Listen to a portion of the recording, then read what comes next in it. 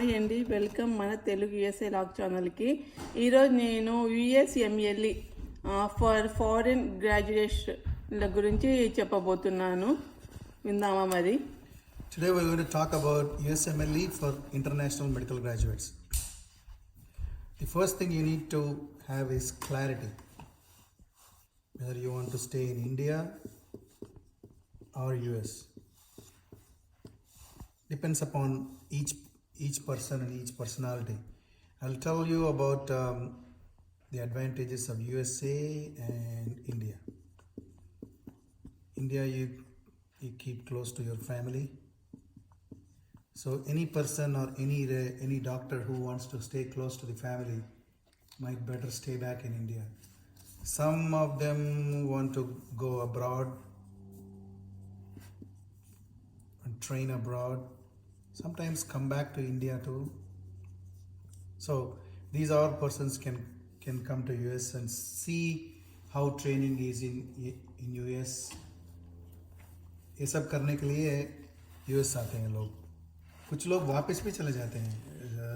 There are some international medical graduates who came back from here, and mainly in big cities. They are practicing in big corporate hospitals as directors of their departments, and they are pretty happy about it. Depends upon the individual. USA में तो mainly research orientation ज़्यादा होता है.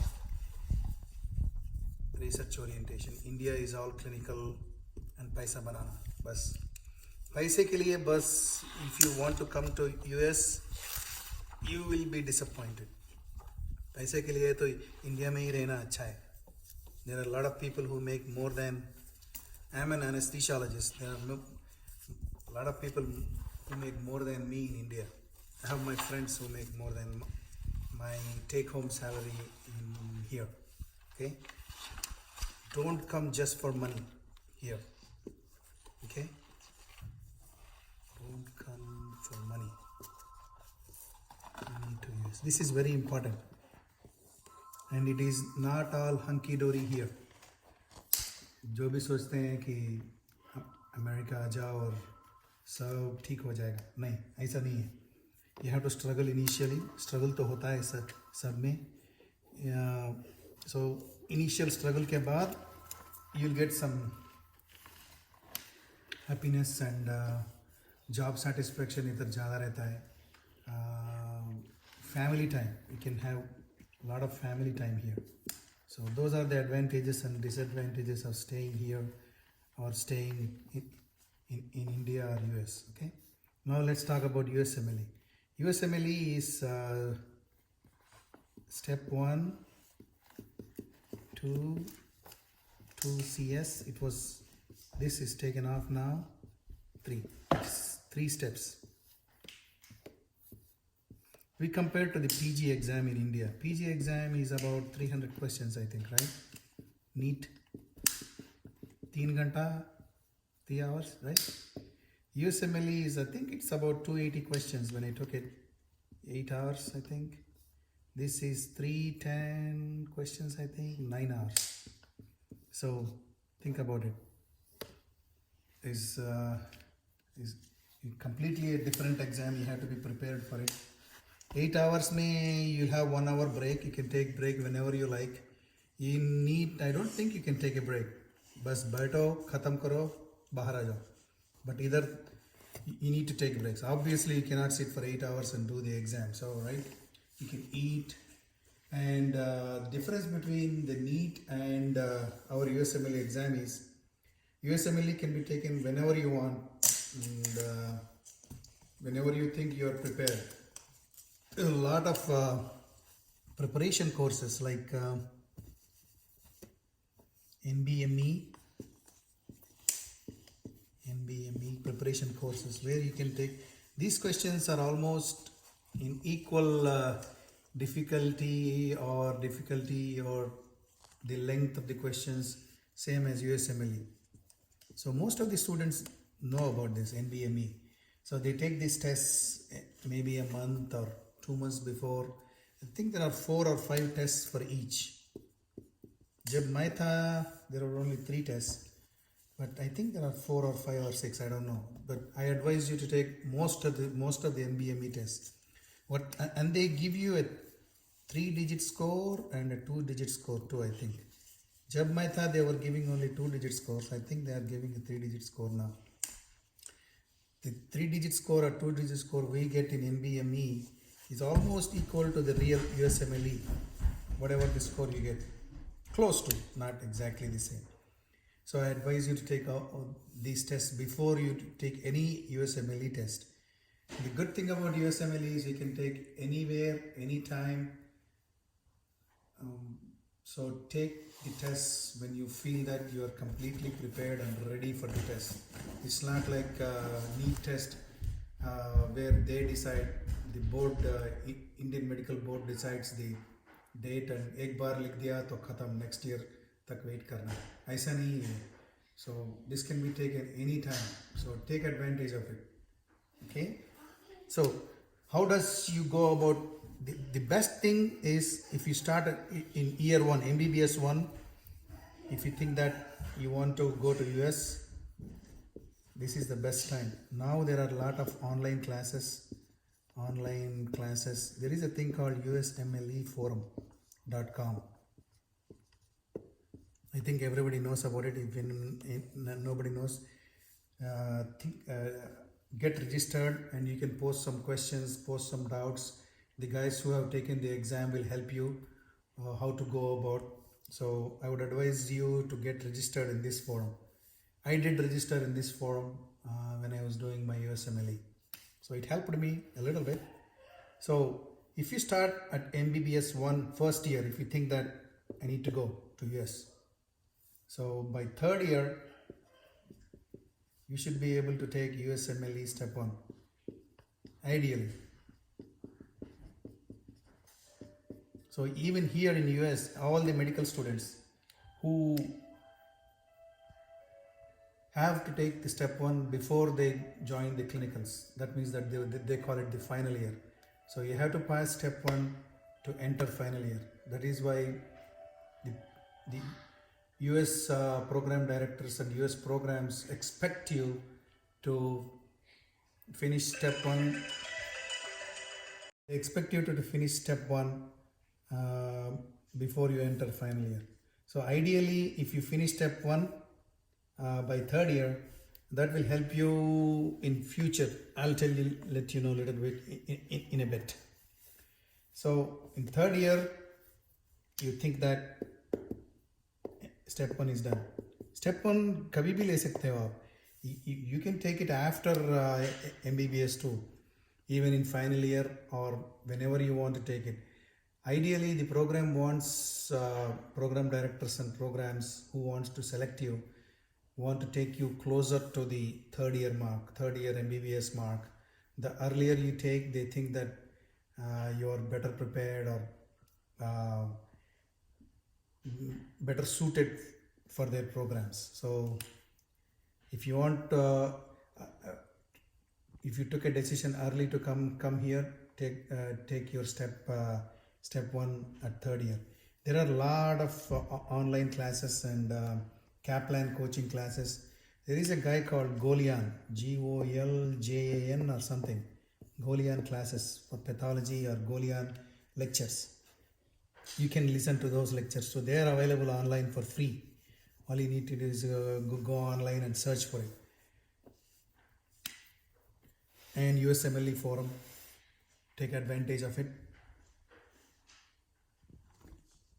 Take advantage of all these and ideally complete step 1 as early as possible.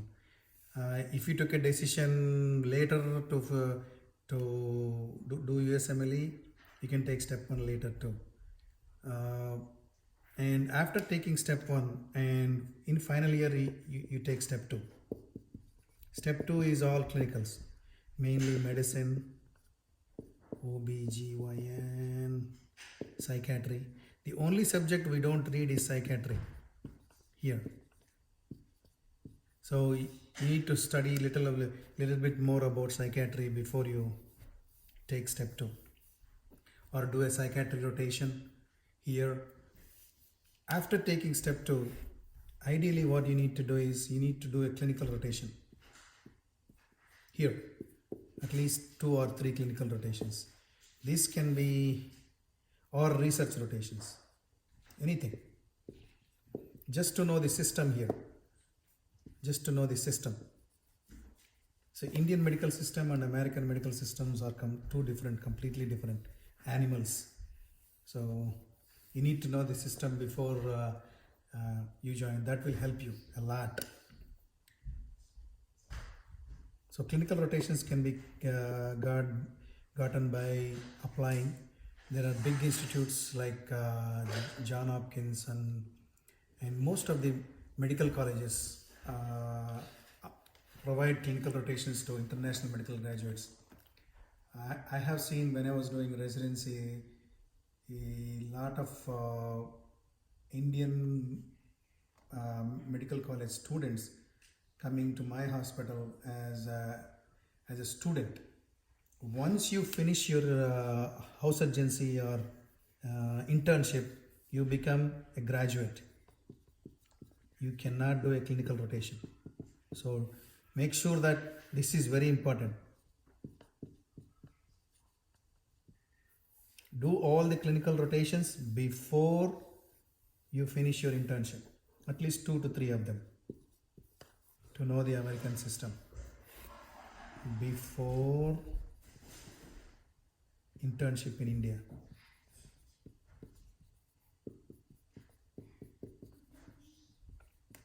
Again, this is a very costly experience too. I think they charge from anywhere from $3,000 to $4,000 for each rotation, and रहना खाना वो सब अलग है. So this is a little bit costly affair, but it's worth doing it. It will help you. And when you get clinical rotations, during clinical rotations, what you need to do is you can just do whatever you did as a medical student in India. You talk to the patient, get the case report or case sheet, and you submit it to your senior PGs or senior assistant professors, and they ask you questions, and you can interact with the patients during a clinical rotation. Remember, I'm repeating again, this has to be done before your internship. Once you complete your internship and become an MBBS graduate, you cannot do them. They think that you are a graduate, you don't need it. Then you can do an observership, which is a completely different thing. I'll let you know what observership is later. My previous video tells you about the observership. Take a look at that video too, okay, at Mana Telugu USA Vlogs. So I'm repeating it just because there's a lot of confusion about this clinical rotation, when to take it, when not to take it. So, okay, 2 to 3 clinical rotations के बाद पहले step 2 CS लेते थे हम लोग. Now it is gone. So that will help you a little bit. And let's talk about research rotations. Research rotations, the good thing about research rotations is these are done in a very big institutes like NYU Langone Medical Center, New York University, John Hopkins, SFO, University of San Francisco, University of California, or University of Michigan, Ann Arbor. बड़े institutes में they are like Cleveland Clinic, they are like big research hubs. They allow Indian medical students to come as a research assistants or research fellows. Research fellows is only post MD, so they call you research assistant when you are MA and just an MBBS student. Then do some research and go back to India. So if you are thinking about research and research orientation, these are the research rotations. I have seen some people in John Hopkins coming from India on a research rotation. The only thing is you need to apply a year before. In US, everything happens a year before whatever you want to join. So you want to apply in 2022, you have to apply in 2021. That's how it goes here. So that's about the research rotations. The good thing, some of the research rotations are free. You don't need to pay anything, but you need to do research and try to get some papers going. Your name in papers, research papers. Just don't be just a rubber stamp in the research meetings. Try to contribute. They would like you, and they would give you a good letter of recommendation. Some of the professors and attendings will go out of the way to help you if you show real zeal or real spark in research. So try to show some real zeal and spark during these presentations or anything. When I went to observership everywhere, I tried to get at least a case report. Case reports are the easiest one to get published. Try to get some publications going. Publications will help you, because once you submit a USMLE, after USMLE you submit for application for residency. These are the ones, apart from scores and the step 1, step 2 scores and everything, the publications will help you to get into residencies. And about the step 1 and step 2 scores, you need to get above whatever the American graduates are getting. I think the American graduates can score easily greater than 220, two digit scores. So you should be greater than these for them to look at your application. Your score as an international medical graduate should be above 220. The American graduates don't need to score as much, because it's their they get the first preference, because they don't need any visas or anything. For us to join a residency, you need a, you know that, I think everybody knows H1B and J1 visas. So when a university or a program is sponsoring your visa, they expect you to score more than international American medical graduates. So anywhere from greater than 230. So any score above 250 is okay. Okay.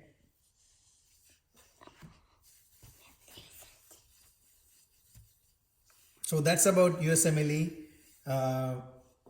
In a nutshell, first get clarity whether you want to stay in US or in India, do a NEET exam. I think USMLE is much easier than a NEET exam, where I think there are only 20,000 seats, right, among few lakh people. This USMLE exam it's relative. It's the score, how many questions you do it right. I think step 1 has 280 total questions and step 2 has 310. You need to build the stamina too. You need to have stamina to do that many questions. So clarity first, to stay in India or USA. So once you have this clarity, jump on board. If you are not sure, wait. Some of the graduates do PG in India and come back. At least 30 to 40% of postgraduates in India come here after doing a PG there. So then take the USMLE test. Take the test when you're prepared. This is very important. Do NBME and all that NBME stuff before you take the test, and do some clinical rotations or a research rotation before you come here. So this is a money consuming process. USMLE is not a single day process, as Rome is not built in one day. It's a long, prolonged struggle, prolonged process, where you need to take step 1, step 2 and step 3 when you come here, before you finish the residency. So take time. Once you are prepared for USMLE, get good scores and try to get some publications whenever you go for a clinical rotation, and try to get good letters of recommendation from the chairman of anesthesia or chairman of the department where you go, and try to get publications when you go to research. That will help you to get into a better program. I hope you like it. If you need any more info about USMLE or any residencies or how to get about residencies in US, ping me, because I went through it, I finished it, so I can help you. Thank you.